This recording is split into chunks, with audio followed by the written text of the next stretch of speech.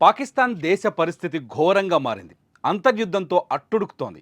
ఒకవైపు పాక్ పనిపట్టిన బలూచిస్తాన్ సొంత దేశంగా ప్రకటించుకుంటే, మరోవైపు సింధ్ రాష్ట్రం రోజురోజుకు నివురుగప్పిన నిప్పులా మారుతోంది. నీటి కోసం యుద్ధం చేస్తున్న సింధ్ రాష్ట్రంలో తాజాగా మరో ఆందోళన పురుడు పోసుకుంది. ఏకంగా ఆందోళనకారులు సింధ్ ప్రాంత హోంమంత్రి ఇంటికే నిప్పు పెట్టారు.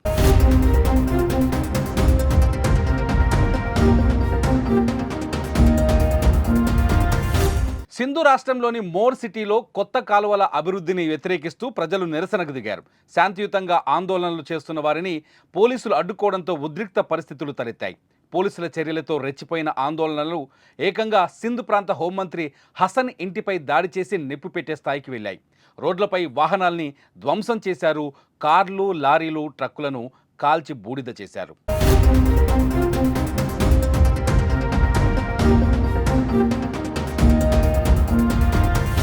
పరిస్థితి అదుపు తప్పడంతో పోలీసులు కాల్పులు జరిపారు. ఈ కాల్పులో ఓ నిరసనకారుడు చనిపోగా పలువురికి తీవ్ర గాయాలయ్యాయి. ఉద్రిక్త పరిస్థితుల నేపథ్యంలో సమీపంలోని అన్ని దుకాణాలు మరియు మార్కెట్లను మూసివేశారు. రోడ్లను బ్లాక్ చేశారు. జనాలు గుమిగూడకుండా జాగ్రత్తలు తీసుకున్నారు. జిల్లా అంతటా భద్రతను పెంచారు. జరిగిన దాడిపై మంత్రి తీవ్ర ఆగ్రహం వ్యక్తం చేశారు. శాంతియుత నిరసన ముసుగులో కొందరు గందరగోళం సృష్టించారని మండిపడ్డారు. వారందరిపై కఠిన చర్యలు తప్పవని హెచ్చరించారు.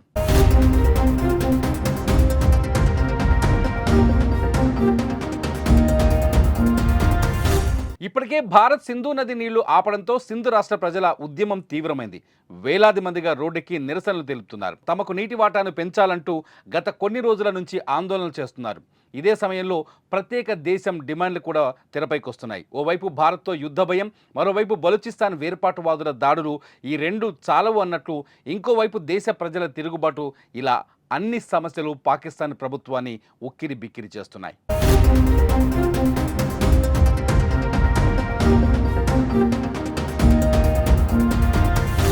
ఆ దేశానికి ఇలాంటి పరిస్థితి రావడానికి కారణం అక్కడి ప్రభుత్వాలు అనుసరిస్తున్న విధానాలే. సామాన్య ప్రజల కోసం, దేశ భవిష్యత్తు కోసం ఏనాడు పట్టించుకోకుండా కేవలం ఉగ్రవాదాన్ని పెంచి పోషిస్తూ దేశానికి తిండి లేకుండా చేస్తుంది అక్కడి ప్రభుత్వం. ఇవి కేవలం ట్రైలర్ మాత్రమే. రానున్న రోజుల్లో పాక్ పరిస్థితి మరింత దారుణంగా మారే అవకాశాలు స్పష్టంగా కనిపిస్తున్నాయి.